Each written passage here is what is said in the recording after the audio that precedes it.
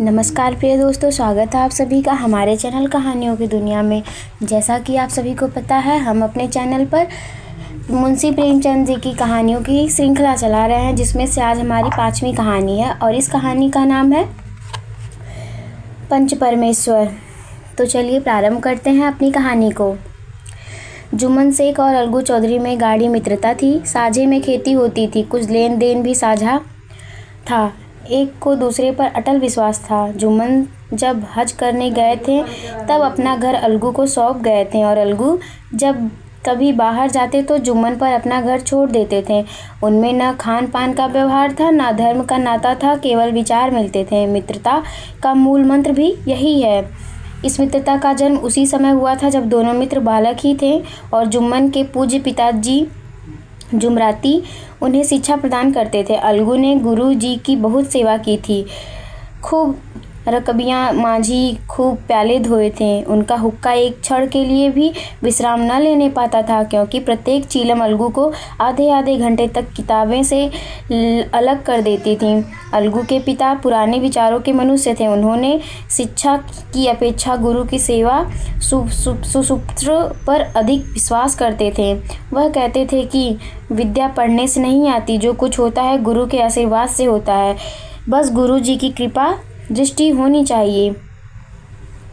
अतः यदि अलगू पर जुमराती शेख के आशीर्वाद अथवा सत्संग का कुछ फल न हुआ तो यह मानकर संतोष कर लिए कि विद्योपार्जन में उसने यथाशक्ति कोई बात उठा नहीं रखी।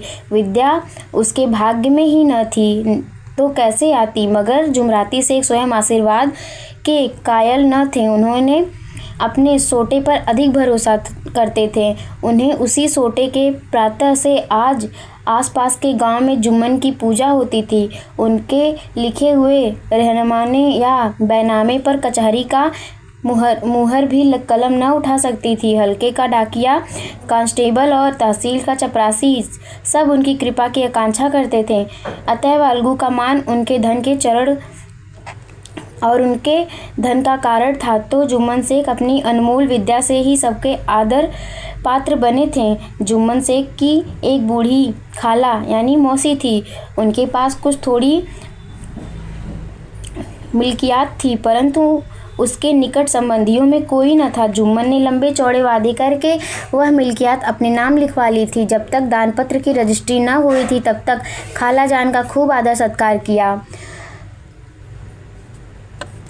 उन्हें खूब स्वादिष्ट पदार्थ खिलाए, हलवे पुलाव की वर्षा की।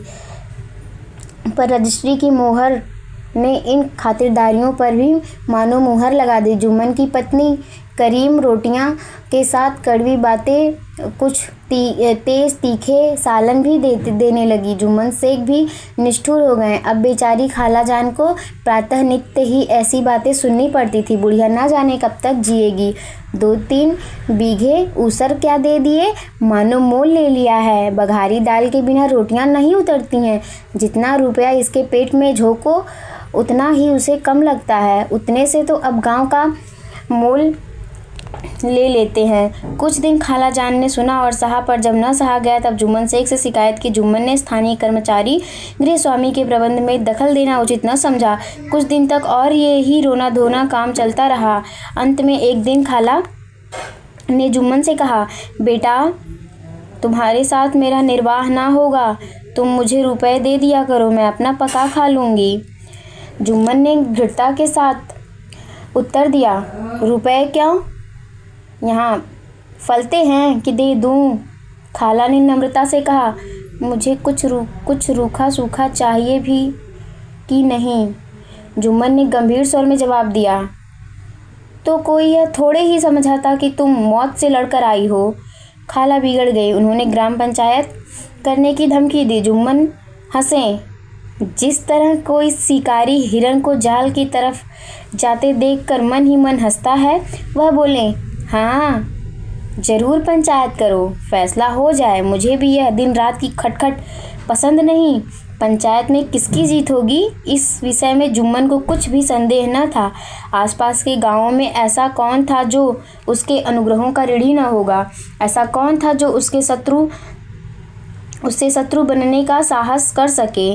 किसमें इतना बल था जो उसका सामना कर सके? आसमान के फरिश्ते तो पंचायत करने आवेंगे नहीं।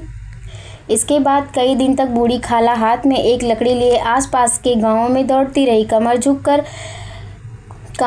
झुककर कमान हो गई थी। एक एक पग चलना दूभर था, मगर बात आ पड़ी थी। उसका निर्णय करना जरूरी था। बिरला ही कोई भला आदमी होगा जिसके सामने बुढ़िया ने दुख के आंसू न बहाए हों। किसी ने तो यों ही ऊपर मन से हूँ करके टाल दिया और किसी ने इस अन्याय पर जमाने को गालियां दी। कहा कब्र में पांव लटके हुए हैं, आज मेरे कल दूसरे दिन, पर हवस नहीं मानती। अब तुम्हें क्या चाहिए? रोटी खाओ और अल्लाह का नाम लो। तुम्हें अब खेती बाड़ी से क्या काम है? कुछ ऐसे सज्जन भी मिले जिन्होंने हास्य रस स्वादन का अच्छा अवसर मिल गया। झुकी हुई कमर, पोपला मुंह, सन के समान बाल, इतने सामग्री एकत्र हो तब हंसी क्यों न आवे? ऐसे न्यायप्रिय, दयालु, दीन वात्सल्य पुरुष बहुत कम थे जिन्होंने उस अबला के दुखड़े को गौर से सुना हो और उसको सांत्वना दी। चारों ओर से घूमकर बेचारी अलगू चौधरी के पास आई, लाठी पटक दी और दम लेकर बोली, बेटा तुम भी दम भर के लिए मेरी पंचायत में चले आना। अलगू, मुझे बुलाकर क्या करोगी? कई गांव के तो आदमी आवेंगे ही। खाला, अपनी विपत तो सबके आगे रो आई, अब आने ना आने का क्या अख्तियार उनको है। अलगू, यों आने को आ जाऊंगा, मगर पंचायत में मुंह ना खोलूंगा। खाला, क्यों बेटा? अलगू ने कहा, अब इसका क्या जवाब दूं? अपनी खुशी जुम्मन मेरा पुराना मित्र है, उससे बिगाड़ नहीं कर सकता। खाला बोली, बेटा क्या बिगड़ के डर से ईमान की बात न कहोगे? हमारे सोए हुए धर्म ज्ञान की सारी संपत्ति लुट जाए तो उसे खबर नहीं, परंतु ललकार सुनकर वह सचेत हो जाता है, फिर उसे कोई जीत नहीं सकता। अलगू इस सवाल का कोई जवाब न दे सका, फिर उसे कोई जीत न सका, पर उसके हृदय में ये शब्द गूंज रहे थे, क्या बिगाड़ के डर से ईमान की बात ना कहोगे? संध्या समय पेड़ के नीचे सभी पंचायत के लिए बैठे। जुम्मन शेख ने पहले से ही फर्श बिछा रखा था। उन्होंने पान, इलायची, हुक्के, तंबाकू आदि का प्रबंधन भी किया था। हाँ, वह स्वयं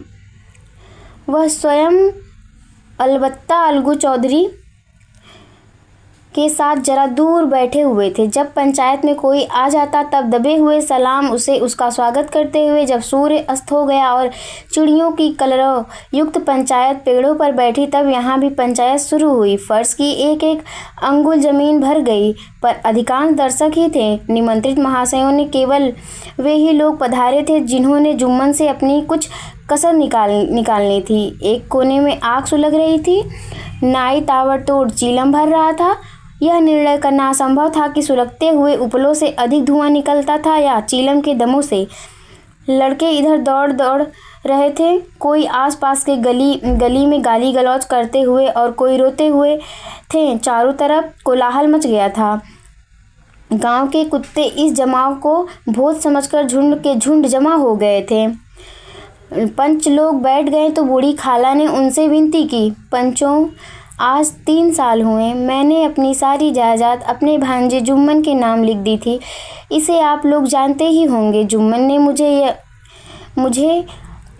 हताए रोटी कपड़ा देना कबूल किया था। साल भर तो मैंने इसके साथ रो धोकर काट लिया, पर रात दिन का रोना नहीं सहा जाता। मुझे न पेट भर की रोटी मिलती है, न तन का कपड़ा।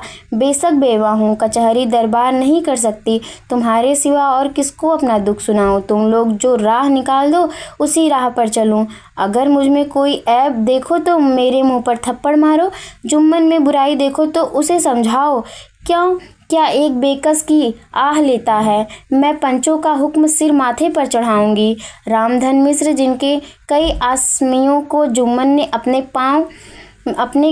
गांव में बसा लिया था, बोले, जुम्मन मियाँ, किसे पंच बदते हो? अभी से इसका निपटारा कर लो, फिर जो कुछ पंच कहेगा वो मानना पड़ेगा। जुम्मन को इस समय सदस्यों में विशेषकर वे लोग दिख पड़े जिनसे किसी न किसी कारण उसका वैमनस्य था। जुम्मन बोला, पंचों का हुक्म अल्लाह का हुक्म है। खाला जान जिसे चाहे उसे बंदे, मुझे कोई उज्र नहीं। खाला ने चिल्लाकर कहा, अरे अल्लाह के बंदे, पंचों का नाम क्यों नहीं बता देता, कुछ मुझे भी तो मालूम हो। जुम्मन ने क्रोध से कहा, अब इस वक्त मेरा मुंह ना खुलवाओ, तुम्हारी बन पड़ी है, जिसे चाहो पंच पतो। खालाजान जुम्मन की अपेक्षा को समझ गई। वह बोली, बेटा खुदा से डरो, पंच न किसी के दोस्त होते हैं न किसी के दुश्मन। कैसी बात करते हो, और तुम्हारा किस पर विश्वास न हो तो जाने दो। अलगू चौधरी को तो मानते हो, लो मैं उन्हीं को सरपंच बदती हूँ। जुम्मन शेख आनंद से फूल उठे। तुरंत भावों को छिपाकर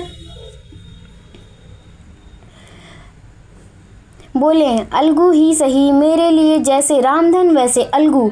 अलगू इस झमेले में फंसना नहीं चाहता था। वे कन्नी काटने लगा। बोले, खाला तुम जानती हो कि मेरे जुबान से नहीं निकलेगा, जुम्मन से मेरी गाढ़ी दोस्ती है। खाला ने गंभीर स्वर में कहा, बेटा दोस्ती के लिए कोई अपना ईमान नहीं बेचता, पंच के दिल में खुदा बसता है। पंचों के मुंह से जो बात निकलती है वह खुदा की तारीफ खुदा की तरफ से ही निकलती है। अलगू चौधरी सरपंच हुए। रामधन मिश्र और जुम्मन के एक दूसरे के विरोधियों ने के बुढ़िया को मन ही मन कोसा। अलगू चौधरी बोले, शेख जुम्मन, हम और तुम पुराने दोस्त हैं। जब काम पड़ा तुमने हमारी मदद की है और हम भी जो कुछ बन पड़ा तुम्हारी सेवा करते हैं, मगर इस समय तुम और बूढ़ी खाला दोनों हमारी निगाह में बराबर हो।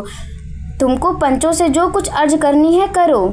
जुम्मन को पूरा विश्वास था कि अब बाजी मेरी तरफ है। अलगू यह सब दिखावे की बात कर रहा है, अतः शांत चित्त होकर बोले, पंचों 3 साल हुए खाला जान को अपनी जायदाद मेरे नाम हिब्बा करती है। मैंने उन्हें ताहताए खाना कपड़ा देना कबूल किया था। खुदा गवाह है, आज तक मैंने खाला जान को कोई तकलीफ नहीं दी है।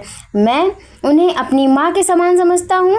उनकी खिदमत करना मेरा फ़र्ज़ है, मगर औरतों में ज़रा अनबन रहती है, उसमें मेरा क्या बस है। खाला जान मुझे महावर खर्च अलग मांगती हैं। जायदाद जितनी है वह पंचों से छिपी नहीं है, उससे जितना मुनाफा नहीं होता कि महावर खर्च दे सकूं। इसके अलावा हिब्बा नामे में महावरा खर्च का कोई जिक्र नहीं तो मैं भूल कर भी इस झमेले में ना पड़ता। बस मुझे यही कहना है, आइंदा पंचों का अख्तियार है, जो फैसला चाहें वो करें। अलगू चौधरी को हमेशा कचहरी का काम पड़ता था, अतः वह पूरी कानूनी आदमी जानता था। उसे जुम्मन से जिरा शुरू की। एक एक प्रश्न जुम्मन के हृदय पर हथौड़े की चोट की तरह कर पड़ता।